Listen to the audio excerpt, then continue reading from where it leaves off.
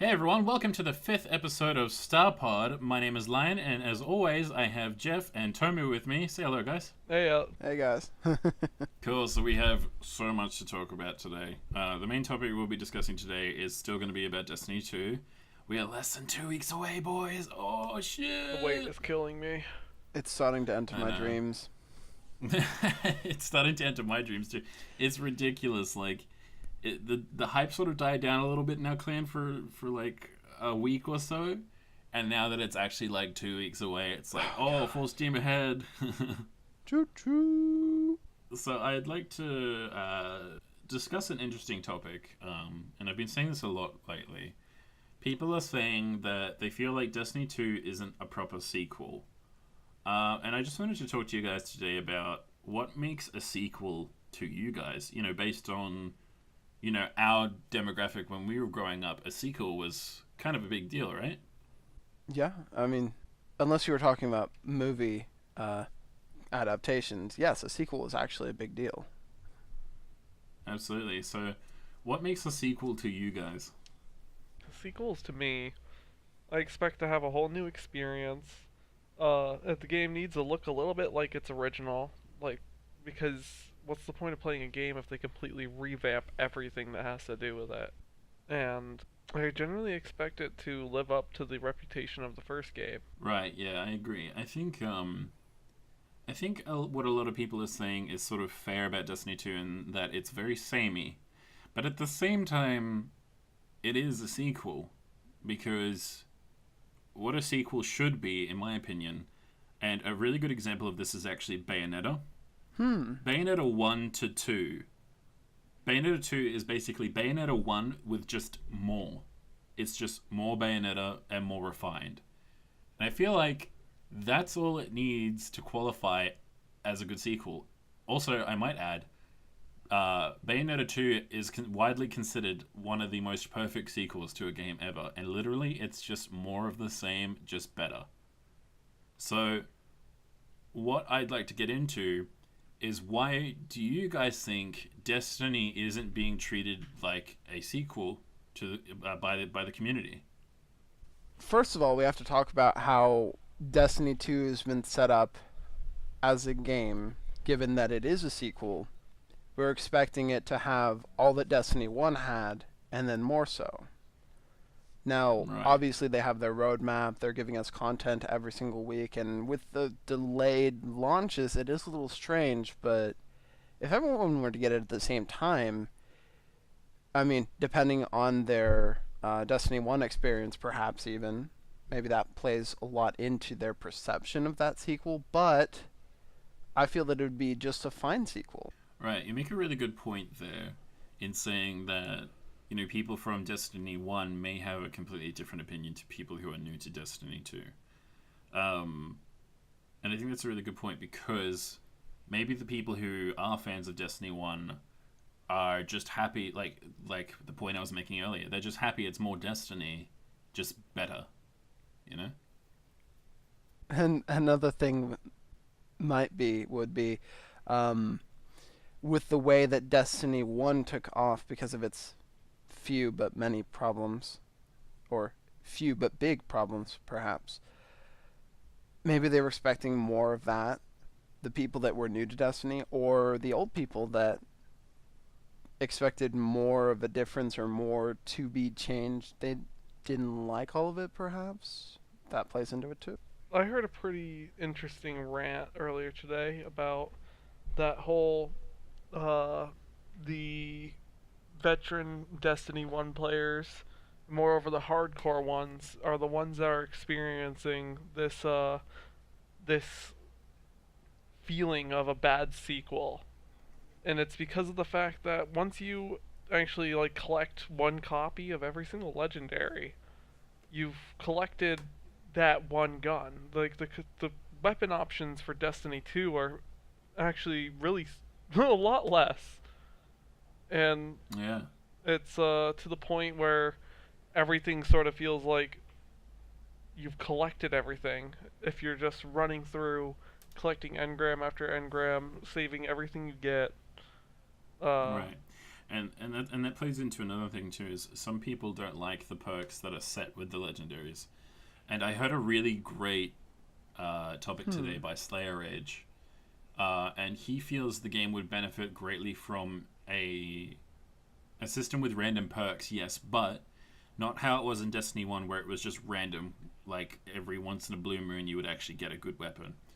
What he was saying is perhaps with every copy of the gun, you can infuse that into it and change one of the mods in the gun from like a preset selection for that gun, which I feel like would add so much longevity to the game, because let's say I get a better Devils, but let's say I don't like the explosive rounds and I want something that maybe increases its range or something. I could do that. So, would you be more in favor of a tree-like sort of construction reroll system? Like, oh, hey, there are these 3 set trees and each have different perks in them, so you can't, like, switch between the two. So what Slayer Ridge was saying is, like, if I get a copy of the same gun, I can, like, break that down and use that to change a mod within the gun. Oh. So, like, I feel like that would work a lot better for Destiny 2, and it would add a lot more longevity, and it would still feel like a reward for getting yet again the same weapon. Now, right. To Bungie's credit too, they have already stated before the game even launched that they have a plan for rewarding you your second, a third, fifth, 10th of the same gun. They said, Luke Smith said, you know, that is a question we should be answering and a question that we want to answer soon. So it's just sort of soon TM at the moment for that sort of mechanic. But I can definitely see the concerns for people for the longevity at the end game. Now, do you guys think Destiny 2 is a sequel? I definitely see it as a sequel because it's more of the same, just better. You know, there's a whole new campaign, and Bungie themselves have said it's basically like a reboot. Well, not like a reboot, but like a restart of the series, you know? A new, fresh start. Right. Yeah, I would definitely agree with that. Go ahead, Jeff. I feel like that is sort of accurate and inaccurate at the same time. So let me explain what I mean by that.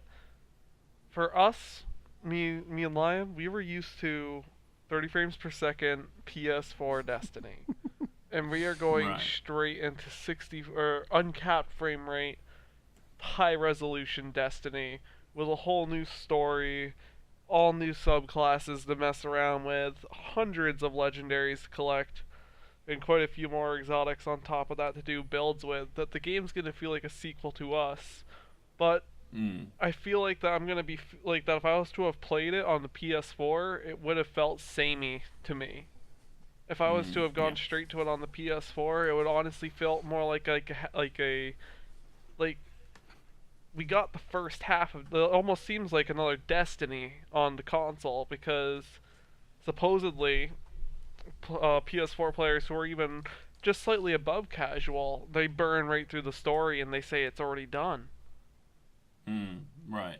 Yeah, you make a really good point. A whole new platform really does add a lot to it for us Destiny veterans as well, who are used to the 30 FPS and stuff like that. But I also think Destiny 2 is also a fantastic. Now, let me get this straight. I don't think Destiny 2 caters to new players jumping in, but it would be a fantastic game for people to jump into to try for the first time.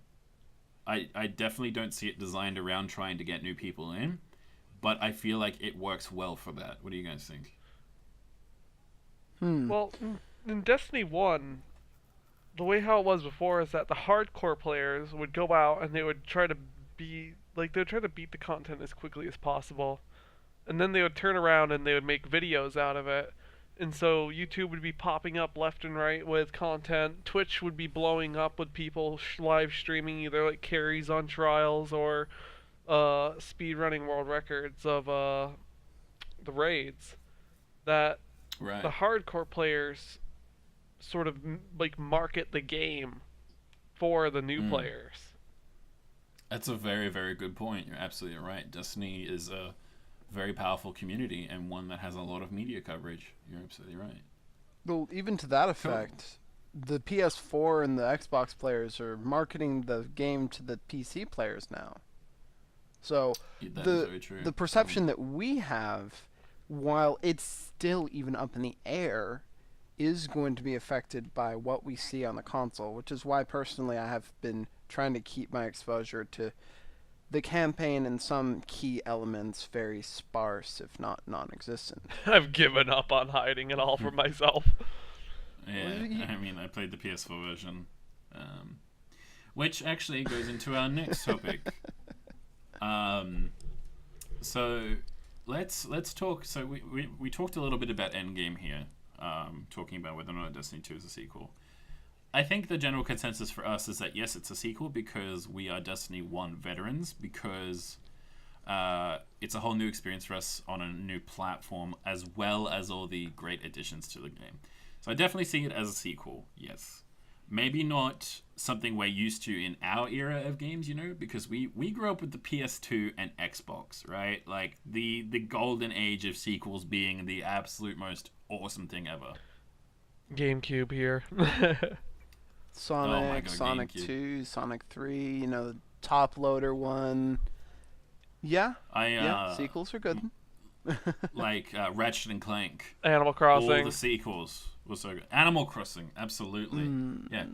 All games with fantastic sequels that, again, are more of the same, just better. And I think what people need to do is stop fucking bullying game developers too. I just want to put this out there too. Don't fucking bully game developers. You are literally biting the hand that feeds you your gaming addiction when you do that, alright? You're going to make them less passionate and you're going to make them give less of a shit, Why do you think only the indie developers have put out any super amazing oh my god, this didn't there wasn't any hype for this yet it's good sort of games. Right. We didn't see Doom 2016 coming out of the woodwork. We saw They didn't have publishers screaming down their neck either. Well, that too. But it's just Doom 2016. I mean, they had to scrap an entire another game to drop it on our doorstep at E2, I think it was, right? See, now, this is another thing, too. People, when they say, when people say, stop bullying game developers, the biggest response you will get is, we have to, because otherwise the gaming industry won't change, blah, blah, blah, blah, blah. It's no, alright? Yes, it is true that we do have to make a firm stance when we dislike something in a game, microtransactions. Let's not even go there. Shaders? But, look, we've already agreed the shader system's fine in Destiny 2. Yeah, no, right? I'm talking about, Battlefront 2 that just recently hit. Yeah. The That has regen been on heroes. absolute. Yikes. Yeah, just terrible. So when people say we need to be firm, with game developers that we dislike something, yes, I agree. But don't bully them. Don't harass them. Recently, someone from Riot was actually fired because he lashed out at someone who was, a toxic member of the League of Legends community. He actually replied in a Discord server, saying some really awful things that would have this fucking video flagged in an instant if I said anything like it. Oh, goodness. It was that bad. But it's getting to the point where, game developers are getting sick of people's shit. And it's unfortunate, too, because a lot of the time, it isn't the game developers' fault. It's the publishers. And the game development industry, the actual companies making these games, are lashing back out at the publishers because they're saying, you're giving our company bad press because you're making us do stupid shit we don't want to do, like adding microtransactions. Right. This is If it came down to the game developer's choice, I really do not think any of them in their wildest dreams would sell a $60 product and then put microtransactions in it. I just don't think they would do that because they are themselves gamers and know that's fucking stupid. But publishers nah, just put it in, it'll be fine. People buy the game anyway, It's bullshit. I hate it. Bullshit! This is bullshit. But anyway, talking about the end game of Destiny 2. Now, one of the biggest controversial things about Destiny 2 at the moment is that there are no raid-specific perks for completing the Callous raid. So you Bullshit! get the gear, and it's just like a skin. I love this. Raid-specific perks are fucking bullshit. I'm just saying that right now. I fucking hate raid-specific perks because that armor set is only good for that raid. That is stupid. People are bitching about this, and I do not see why. I see this as like the godsend that I wanted in Destiny 2. Because we may not have a transmogrify system, but I can literally wear any legendary in the game and still be good in the raid. You know what I mean? Like, I can look how I want. I agree with you on the armor, but Mm-hmm. what about you? How do you feel about raid-specific perks on the weapons? Because those always made for like amazingly unique legendaries. Weapons is a different story. I feel like raid-specific perks on weapons would be fine. Because there's so I just many. don't understand the armor argument at all. I really don't. Why do we need armor-specific perks for the raid? I That's don't think we need ridiculous. those either. But I think that raid-specific perks on the weapons is what we honestly are missing. Like even the Wrath of the Machine weapons were unique. Right, yeah. I like that. That's fair. Even if the gun had a perk that just activated when you were in the raid, and when you were out of the raid, that perk was inactive. Or like the whole weapon tree changed when you were in the raid to be specific for that raid. You know Oh, what I mean? that'd That be would cool. be better. That would be See, better. now that would work really well. You could even argue that the armor system could benefit from something like this too. That would be fine also. Yeah. Because when you're, and this goes to, call back to, buy for, so I don't know if you've seen his why Destiny is called Destiny video. He's just like, well, it's because we're fucking determined. We have power, so we use it to change Destiny. The point is, if you're that determined to go kill this giant-ass motherfucker with a giant golden cup that is just so, like, Bacchus, it drives me nuts. Like, you kill him. If you're that determined, you can't change your armor to be more powerful in a raid setting when you're pumped like that. Shit, dude. that's Yeah, just I me. I can see that from a lore perspective as well, yeah. Yeah. So I think, raid-specific perks, it has to be a toggle. It has to be. Because I don't like the fact that I can't just wear the raid armor because I want to. It's because I have to, because it's the best optimal set for the raid, I like being able to wear a legendary that I got from the Vanguard because I like the appearance of it more. And still do just as damn good. Yeah, that's fair. And let's be honest, a lot of the endgame for Destiny is looking cool, right? Yes. Like, that's a big part of Destiny. Its aesthetic is very appealing, and they have lots of cool armor sets that you can mix and match. And the fact that you can mix and match them now, it's fantastic. Well, that also comes into mind. People that are very elitist, especially like in Destiny 1, it's just like, oh, if you haven't beat the raid, you can't run this raid with us. Well, what about the people that just got the game recently and got all the DLC? Like, it adds to that sense of elitism and, I believe the word is seclusion, where you can't be included if you've done something that's impossible for a single person to do by themselves. Because of something that's, specifically a drop from the raid. Like, I mean, I'm sure that it will still occur because people are people after all. I mean, it doesn't mean that we change as gamers. But Must have 7 Mercilesses equipped at the same time. fuck you. God. I mean, that's the kind of member I'd love in my team. 7 Mercilesses at once. Fuck yeah. I've got one on Could you each imagine finger just- and toe. you just get a big like roll of tape and just tape them all together. It's like, Oh jeez. Use a single rebar strip in there to pull the triggers. oh my god. You just get a string and you just pull back on it. I mean, honestly Just though, if I was gonna do explodes. that, I'd do that with the Cold Heart. Oh my Oh, god. that'd be fun. That would be great. Have them all converge on one magnifying glass. Oh. Oh my god. Don't cross the streams. It's the No, Sleeper please do. Simulator There's another- 2.0. Please do. There's another magnifying glass.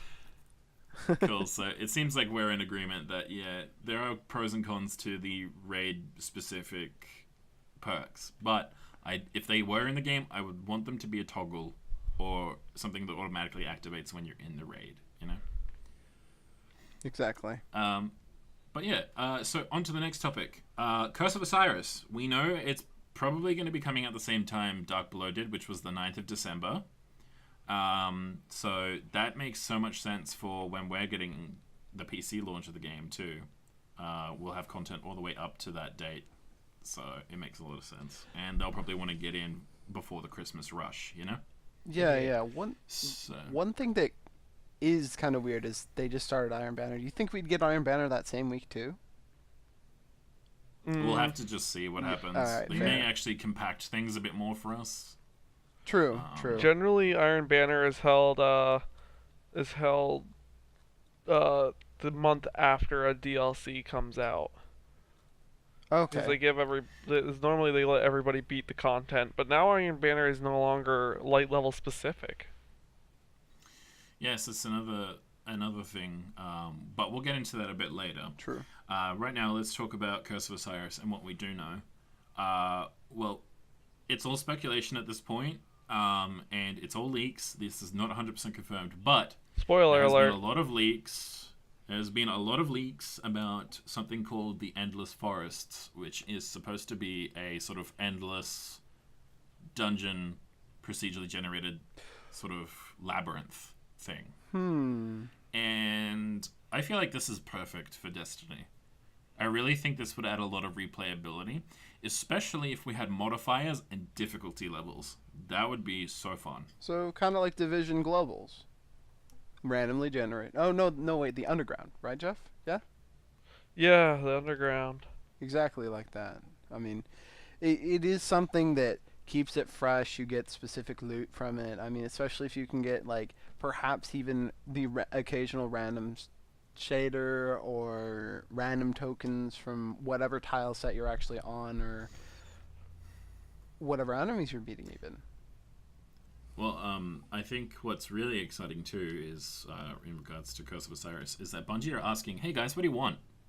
What do you want to see in Curse of Osiris?" And I think this is really great because this is the first time we've seen Bungie do this ever for a DLC. Usually, it's just been, you get what you get, but they're asking us. They're saying, "Hey, what do you want?" And pretty much everyone replied, "We want a better end game. We want a grind. We want something with a heavy grind." And I cannot agree more. I think even if we had one thing at the end of Destiny 2, like Destiny 2 right now is in a really great spot. It's critically acclaimed, getting a Metacritic score of over 83%, like since its launch. It's doing very well. Like the average Right. score I'm seeing is a 9 to a 9.5. Like it's doing really well. But so like that's great and all, but we need something with a bit more meat to chew on at the end. There's lots of meat throughout the whole game, like including the story, like the side quests, exotic quests, the open world content, all the weeklies and milestones and everything like that. All great. But when we do all that, when we finish all that, we want something else. We want to make ourselves stronger. We want to make ourselves look cooler. And I think if they gave us something to grind for that took a lot of time to do both of those things, that's what I would really like to see in Curse of Osiris. And just to hijack your analogy there's a lot of meat. You hit the bone, but then there's barely any marrow, or there's not any at all. Like it doesn't. We need to right hit through that like a point. stick. See, Yeah. the way they describe Exactly. the way a reporter described Destiny 2 is miles wide but inches deep, and that is the perfect analogy for Destiny 2 because it's so wide, and that's great because Destiny 1 when it came out, it was shallow, it was heartless, it was awful. All right, let's just be honest. The only good thing about it was the gunplay. And they made it a good game eventually because Bungie, but what I'm trying to get at here is the reason it's so good that it's wide is that it also means that there's a lot of potential. There's so much room to grow and get deeper. So we could go from miles wide to miles deep eventually too. And I think the expansions are going to help us a lot with that. And it needs to, quite frankly, let's be honest. So, hold on. I'm getting a little bit of location vertigo even. Like, where was the city projected to have been? Russia. Chile. Oh, really? Chile? In Russia. Oh. Yeah, Chile. Chile. Okay, so that's is the Chile. estimated location Right. of the travel. I remember that a little clearly now. Okay, so that's Chile, and then we had Russia, and we had Europe. What about the rest of the world? Like, you know, we have so much to go on. Well, they've talked about Chicago. Ooh. They've talked about Chicago, and we'll talk about something about that later that I think you'll like as well, too. Hopefully something about the West Coast, too. I mean, goodness gracious, we don't get enough love. But so let's talk about what our dream end game would be for Destiny 2, and here's a couple ideas that I would love to see. I would like to see something where there are a lot of weapon skins and a lot of like cosmetics to grind for in a really fun PvE environment. ooh. I would also like to see being able to just walk into my dropship, just being able to, like, when I'm in orbit, just go into my dropship and hang out with my friends in my ship, maybe access a vault and stuff like that. Just have a more immersive, really cool experience and actually, like, see your ship flying around the planet and being inside it, I think would just be really cool. Just for, like, you know, just roleplay purposes or whatever, or, like, just immersion. Just being able to be in some sort of ship would be really, really cool. I would also really love to see an area or a sort of let me think about this, like a blacksmith character come into the game where I can give him a gun, and let's say I can't access it for 24 hours, but I tell him these are the perks I wanted it and this is what power I want it to be, and he requires me to go out and get items or other weapons to infuse into it, you know, and it's like a long process where I'm constantly dumping in things to make my dream gun the way I want it, you know, and personalize it to my playstyle. Right. Well, Now, what would you guys love? What would be your dream end game for Destiny? I would love it for the exotics to hit as hard as they look as good as they do. that is a good point. I think that we have a lot of exotics that hit, but they don't hit as hard as they look. So just more impactful exotics, really, is what you're saying. Exotics are supposed to, like, you're using up a slot that only one item can fill. So I would expect that item to fucking hit hard. And what about you, Tommy? What would be your dream end game for Destiny 2? What would you love to do in a game like Destiny 2 at the end? Just a throwback to the Grimoire, because they've been very subtle about, you know, the throwbacks they've had in their games. Like, lore in Destiny 1 was already very, not entirely all-encompassing, because they're still fleshing out the universe, obviously, but I want more of a discovery sort of phase where you can really, really look back to what happened in way, way back that made the world as it is right now. Like, even bouncing back to where you want your blacksmith, a good bit more in depth, kind of bouncing back to your blacksmith idea, perhaps, you know, rediscovering some of these guns that maybe could have even been made back then, and, you know, little lore quips or little, you know, Easter eggs like, hey, you know, this is the technology they had back then. Why don't we just launch off onto this whole bit where you can unlock the specific sort of perk, like, you know, special rifle, or no, sorry, special barrel rifling that spins the bullet or whatever. So you unlock it at a specific facility they made it at. More lore, more layers. I don't know. I really like that sort of thing. I feel that the current end game, because I haven't explored it, I can't really critique all that well, but that's what I feel would really bring more to the game. I do think that would be pretty cool. Basically Yeah. learning a lot about the in-game gun manufacturer's past and slowly unlocking perks that you can use while you build your perfect gun. Exactly. Yeah, I like that. Now, wouldn't it be even cooler if the blacksmith had a tree? Ooh. In that tree, you could spend upgrade points or earn some sort of currency to trade to him, and the more levels you get with him, the cooler and more awesome the perks can be, to the point where you can even unlock exotic perks to put on legendaries and make your own exotic. You know what I mean? Like, let's say you could unlock an ability that makes your gun just shoot like Dildos. Yeah, okay. I want a dildo cannon, all right? What can you do for me, blacksmith? All right, like he's like, well, I'm gonna need 2 million glimmer. It's like that's something big and huge to grind for. Like just something really No pun cool intended, I like suppose, but fuck, just fuck me up. See, I've had enough. Fuck Starpod, man. Now, people often refer to Destiny as an MMO, and it is in a lot of ways, but it's also not in a lot of others. What do you think Destiny could do to become more of a true MMO? Let us go really more in depth into our class builds. Class builds are too Agreed. accessible. Mm-hmm. See, now, there's been a lot of leaks about that too, that they plan to add a third selection to each subclass, which I think's nice. But I definitely agree, could you imagine if Destiny had a skill tree as crazy and varied as Path of Exiles? Oh god. Just a huge branching path. Too much for me. I think the closest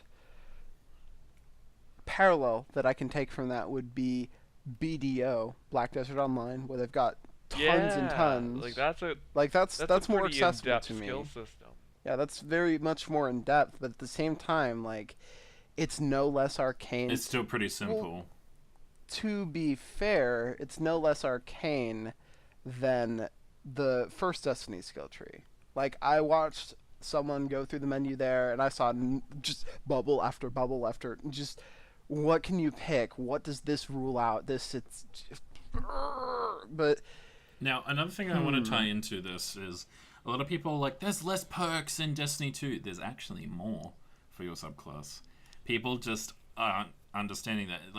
It's all UI design. They've made the UI look a lot cleaner. The only problem with Destiny 2, and in my eyes is not even a problem, is that you select a group of 4 perks, right? That just alters how your super and your melee and grenade work a little differently. And I feel like that's fine. I don't think it's an issue at all.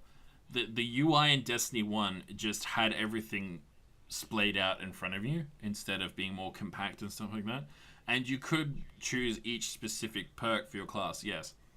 But it's still pretty much the same in Destiny 2. It's just a cleaner UI and just a bit more structured in what your class is doing that you pick from. No, yeah, you're right. And you can still create builds. This is what a lot of people I don't understand. They're saying it's impossible to create builds. It's bullshit. You got to take into account exotics as well for that subclass. Yeah. Exotics change everything. I often say that Destiny 2 is one of those games that has one of the most powerful passives in any game, because exotics completely change your class. Just one passive from your armor and your weapon each can change your entire, what you're doing as that subclass entirely. True. No, I can't argue that. I know that there's a lot to come as well with all the DLC that they have planned out, and with everything that I've yet to see, because heck, there could be some that do modify the passives yet, and I wouldn't even know about it because I don't. But it's so much more simpler. Like what you said about the UI, it is simpler. I can actually get a hold of it. Obviously we weren't able to change anything in the beta, but that doesn't change the fact that it was still there. Mm. Like, I saw the perks from the class itself. Like, while it may be you pick the tree, so in general it just works like this, but the 3 choices of movement, the 2 choices of power, the 2 choices, or was it 3 of grenade, right? Yeah, 3 grenades, 3 jumps, and 2 class ability selections. And Right. then you can choose one of the 2 like altering class effects that are made up of 4 different perks. Now, was it the same amount of dots at the beginning of Destiny by the time all the subclasses came out at the end? I don't know the exact Right. I don't know the exact number, but I feel like it's actually more in Destiny 2. It's just more limited. True. Like it's True. and even saying that, it actually may not be more limited, because in Destiny, the original one, yeah, there may have been more buttons to press, but ultimately most people just stuck to meta, didn't they? There was no real point. True. Whereas in Destiny 2, either one that you pick is gonna be great depending on what exotics you have, you know? True. True. Yeah. In Destiny 1, it led to a lot of people just going with meta, because sure, I could make what I want, but it's not going to be good, so I'll just choose what everyone else has and put the same exotic. Well, in. Whereas in Destiny 2, either one is good. You play what you want. And honestly, that does also bounce back to the whole MMO feeling of things. That's exactly what an MMO does, especially if it has more of a PvP element to it, much like Destiny. So it's the meta versus what you want to use, but making it balanced to the point that meta isn't too much an edge up over it, while having the either illusion or actual choice is up to the beholder, obviously. It's like, oh, there's not enough menu icons for me. Well, look at how much they didn't have before, right? But Yeah. that's it. You have it. All right, on to the next topic. So the Prestige raid was delayed this week due to a exploit that Bungie found before releasing it, and they delayed it for a week. This is great. I'm loving this. I'm loving that they're actually playtesting their stuff more before releasing it and giving us a broken mess. I mean, let's not even talk about Crota. Am I right, Jeff? Let's pull the Ethernet on this cheese-eating sucker. Yep, and everyone did it. So Christ. I'm glad that they were like, okay, no, we can't just assume people won't find it. We are gonna stop this and fix it and just delay it by a week. And that's great, because they still gave us Iron Banner this week anyway, right? So, but now there has been a lot of curiosity surrounding the Prestige raid. Ooh. We know that it won't give us more light. It won't. More power level. So now this has been really. This is a difficult topic to sort of argue against or for, because it's very subjective. My point of view is that it's bullshit. The Prestige raid should make you stronger. Period. It should make you stronger. The gear from there should be a higher light level than we currently have. But that also ties into our whole fact that maybe they're waiting for PC release before they can really release the hounds and start Because there's dogs. start actually giving these light increases in preparation for the next expansion. That is a good point. I feel like that a harder mode raid should be still giving more power. Like, they should have increased it by like 10 points even. Who gives a shit? Just give us an increase. Yeah. Give us an increase, because like that would make other content fun, because you'd be even stronger and just like fly through it like nothing. That, or you'd have something to That'd work be so towards. fun. Yeah, exactly, right? Like everyone in an MMO, the reason a lot of people play MMOs is because you have the potential to become overpowered. Let us do that. Like, you can already be pretty damn strong in Destiny 2. Like, I'm nearing 300 light on PS4, and I gotta tell you, like, you feel very strong, and I love the feeling of it. But can we just go a little further? Like, I just, everyone wants to feel broken and overpowered, you know? Like, I got this build, let's go test it out, and, go blow up 30 guys at once by blinking at them. Like Jeff and basically any Just MMO. fun, like that's just like what people want to do. They want to become overpowered. And a lot of MMOs cater towards that. You know, if you put in a lot of time, you will be very powerful. So I feel like Destiny 2 should be the same. So, on the topic of Curse of Osiris, what is like something that you guys are very excited to see in that DLC? Osiris. Yeah, lore. That's fair. It's all lore for me. I I cannot just lie. want to see Actually seeing Osiris become Osiris. the new speaker. Yeah, that's gonna be. I can't wait to see what happens. So right, let's move on to the final topic of today's podcast, which is something very exciting that Jeff found on Reddit. Spoiler warning. However, this is all leaked. This is not in stone. This is all speculation. This was, after all, deleted from Reddit. Ooh. Yeah, this was deleted on Reddit Tasty. very quickly. And it's about the second DLC, the Warmind one. And it's going to be called the Tyrants Crypt, according to this leak. So let me just read what the post said, and then we'll chat about it. So give me a moment here. Give us that sexy reading voice.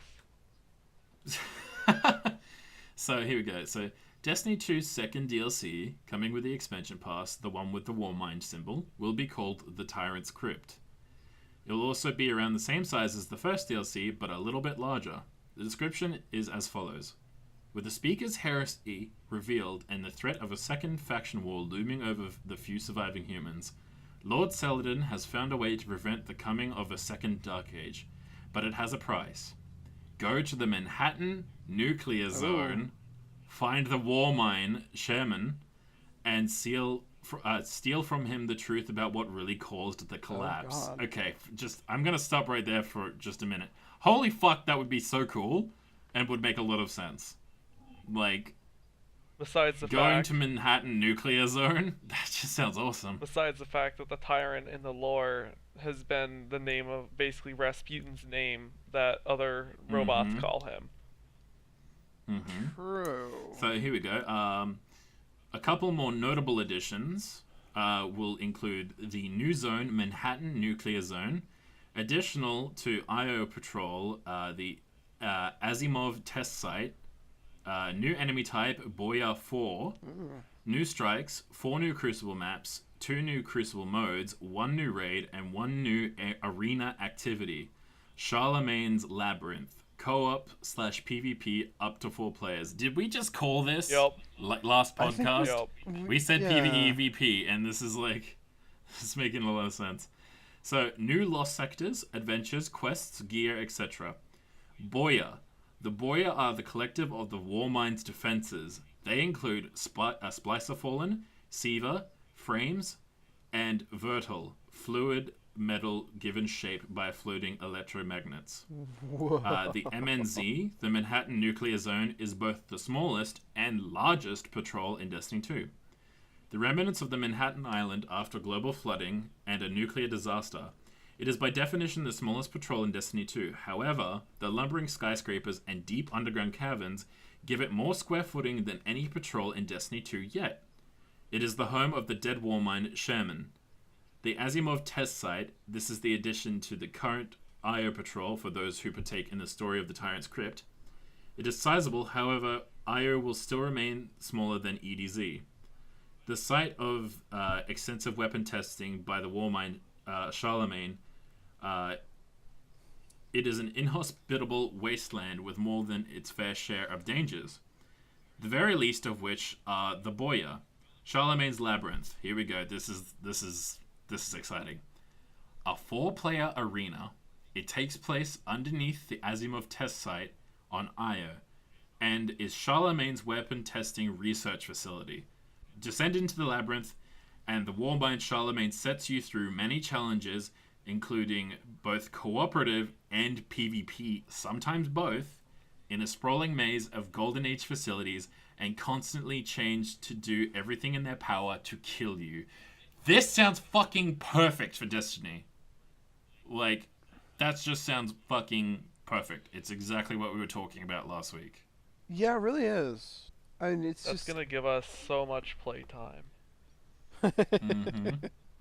That would be an excellent endgame addition, just to keep going and seeing what these new challenges are and all the loot corresponding to it. It's exciting. So Let's hope this is true. yeah. Yeah. Obviously, Because hope this is true. this would be absolutely fantastic. And who wouldn't want to explore the Manhattan nuclear zone? Like, all the dead skyscrapers and sewers and like rail systems under the streets. Like, oh my god, dude, perfect. Besides the fact that this leak was set up and worded exactly like all of the previous leaks throughout Destiny's history. Mm-hmm. Yep, and it's written like An actual it memo. would be in like an actual memo, like the way Bungie would actually put it into like a This Week at Bungie. So Oh god. the Charlemagne's Labyrinth, this just sounds so fucking cool, man. Like a forever changing PvEVP like labyrinth. My lord, that sounds awesome. Could you imagine the intensity of trying to do a PvE task and then suddenly an enemy team shows up? With their own PvE Like- task. Oh, it's PvP time! And who knows, they could actually try and help you, and then And then all of fight a it sudden out. you're in a firefight. Yeah, exactly. And then because let's say there's a really hard boss that you're struggling with, and they want to kill it too, so they use your help, and then bam, just like point the guns at each other. Creates stories. Only one of It us can creates- get out of here! It creates stories, and it creates experiences that you can share with people and say, "Oh my god, dude! Like, we just killed the boss, and then an enemy team showed up, and we killed them too."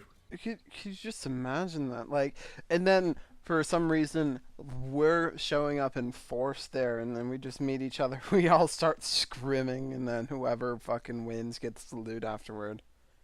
Just Oh like my that. god. Two teams from the same clan running into each other. It's like, oh, wait, hold on. Holy shit. Jump into other Discord channel, jump into this one too, jump back, jump in. It's like, oh, this is on. Open fire. I would be, like, the moment if I saw that there was, teammates that from the clan on the opposing team, I would immediately get out my power weapon, and I would Oh, God. rush. And I would immediately kill them as quickly as possible. I would too, because Starlance members are threatening. You have to literally be, like, you have to get them before they're expecting it. Yep, it's survival of the fittest. God. If you ain't the fittest, you're going down. But this is all very exciting. It makes sense in the lore. It makes sense where we're going, because they've always been talking about America, like potentially going to America in Destiny. And I feel like this would be the perfect way to do it. Yeah. And it makes so much sense, like why a game type like this would exist in Destiny, because it adds so much longevity to the game. So much. Because not only potentially can it have a lot of great loot, but it's something so replayable and just fun at the core of it, you know? Like PUBG. Absolutely. I mean, shit, dude. Like in PUBG, you can play for months and not really earn anything cool. But you play it because it's fun, you know? Yes. Destiny 2 could benefit very greatly from something other than the loot grind. Just something fun to do within the game.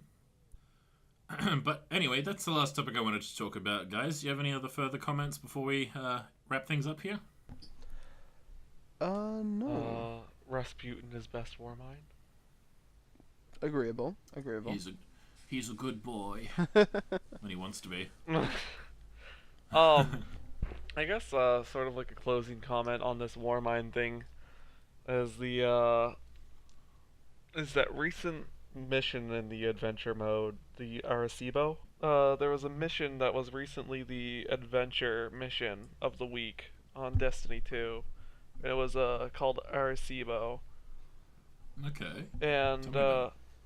apparently it plays out basically you find music boxes and they're playing music and they're quoting several war stories. And first one's from feudal Japan. The second one is I believe it's an excerpt from a book about artificial intelligences. The third one is a 20,000 word poem. Hmm. Wow. And basically it all leads up to Rasputin either threatening us or saying, just hold on, I'm going to help. Oh shit, that's totally right. Rasputin speaks in classical music a lot of the time. Classical music means different protocols for it and things like that because it's something that other races can't translate like humans can. So that wraps up everything today for the 5th episode of Starpod. Thank you all so much for watching. Hope you have a fantastic week, and we'll be back next week for the 1 week hype episode. Woo! It's so close now. Can almost taste the loot. Can almost taste like crispy 140 frames per second.